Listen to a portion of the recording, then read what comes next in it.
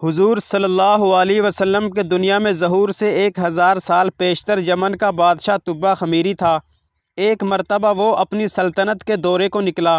12,000 عالم حکیم اور 1,32,000 سوار، 1,13,000 پیادہ اپنے ہمراہ لیے ہوئے اس شان سے نکلا کہ جہاں بھی پہنچتا اس کی شان و شوکت شاہی دیکھ کر مخلوق خدا چاروں طرف نظارہ کو جمع ہو جاتی۔ یہ بادشاہ جب دورہ کرتا ہوا مکہ معظمہ پہنچا تو اہل مکہ سے کوئی اسے دیکھنے نہ آیا۔ بادشاہ حیران ہوا اور اپنے وزیر اعظم سے اس کی وجہ پوچھی تو اس نے تحقیق کے بعد بتایا کہ اس شہر میں ایک گھر ہے جسے بیت اللہ کہتے ہیں، اس کی اور اس کے خادموں کی جو یہاں کے باشندے ہیں تمام لوگ بے حد تعظیم کرتے ہیں، اور جتنا آپ کا لشکر ہے اس سے کہیں زیادہ دور اور نزدیک کے لوگ اس گھر کی زیارت کو آتے ہیں اور یہاں کے باشندوں کی خدمت کر کے چلے جاتے ہیں، پھر آپ کا لشکر ان کے خیال میں کیوں آئے؟ یہ سن کر بادشاہ کو غصہ آیا اور قسم کھا کر کہنے لگا کہ میں اس گھر کو کھدوا دوں گا اور یہاں کے باشندوں کو قتل کروا دوں گا۔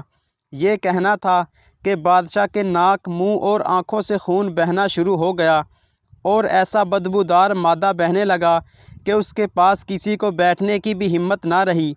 اس مرض کا علاج کیا گیا مگر افاقہ نہ ہوا۔ شام کے وقت بادشاہی علماء میں سے ایک عالم ربانی تشریف لائے اور نبض دیکھ کر فرمایا، مرض آسمانی ہے اور علاج زمین کا ہو رہا ہے۔ اے بادشاہ، آپ نے اگر کوئی بری نیت کی ہے تو فوراً اس سے توبہ کریں۔ بادشاہ نے دل ہی دل میں بیت اللہ شریف اور خدام کعبہ کے متعلق اپنے ارادے سے توبہ کی۔ توبہ کرتے ہی اس کا وہ خون اور مادہ بہنا بند ہو گیا اور ساتھ ہی اللہ نے اسے ایمان کی دولت سے مالا مال کر دیا۔ پھر صحت کی خوشی میں اس نے بیت اللہ شریف کو ریشمی غلاف چڑھایا اور شہر کے ہر باشندے کو 7 اشرفی اور 7 ریشمی جوڑے نذر کیے۔ پھر یہاں سے چل کر مدینہ منورہ پہنچا تو ہمراہی علماء نے جو کتب سماویہ کے عالم تھے وہاں کی مٹی کو سونگھا اور کنکریوں کو دیکھا، اور نبی آخر الزماں صلی اللہ علیہ وسلم کی ہجرت گاہ کی جو علامتیں انہوں نے پڑھی تھیں ان کے مطابق اس سرزمین کو پایا تو باہم عہد کر لیا کہ ہم یہاں ہی مر جائیں گے مگر اس سرزمین کو نہ چھوڑیں گے۔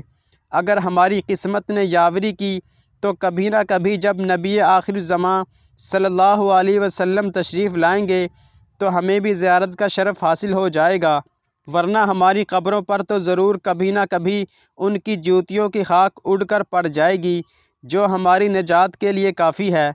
یہ سن کر تبہ خمیری نے ان عالموں کے واسطے 400 مکان بنوائے اور اس بڑے عالم ربانی کے مکان کے پاس حضور صلی اللہ علیہ وسلم کی خاطر ایک 2 منزلہ عمدہ مکان تعمیر کروایا اور وصیت کر دی کہ جب آپ صلی اللہ علیہ وسلم تشریف لائیں تو یہ مکان آپ صلی اللہ علیہ وسلم کی آرام گاہ ہو، اور ان 400 علماء کی کافی مالی امداد بھی کی اور کہا کہ تم ہمیشہ یہیں رہو۔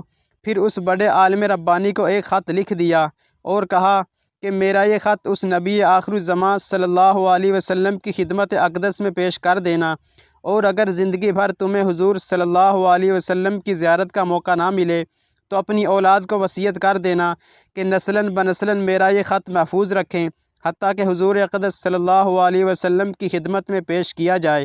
یہ کہہ کر بادشاہ وہاں سے چل دیا۔ وہ خط نبی کریم صلی اللہ علیہ وسلم کی خدمت اقدس میں 1000 سال بعد پیش کیسے ہوا اور خط میں کیا لکھا تھا سنیے اور عظمت حضور صلی اللہ علیہ وسلم کی شان دیکھیے۔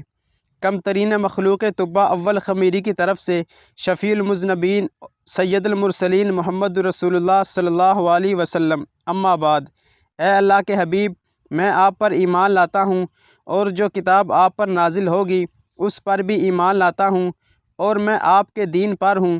پس اگر مجھے آپ کی زیارت کا موقع مل گیا تو بہت اچھا و غنیمت، اور اگر میں آپ کی زیارت نہ کر سکا تو میری شفاعت فرمانا اور قیامت کے روز مجھے فراموش نہ کرنا۔ میں آپ کی پہلی امت میں سے ہوں اور آپ کے ساتھ آپ کی آمد سے پہلے ہی بیعت کرتا ہوں۔ میں گواہی دیتا ہوں کہ اللہ ایک ہے اور آپ اس کے سچے رسول ہیں۔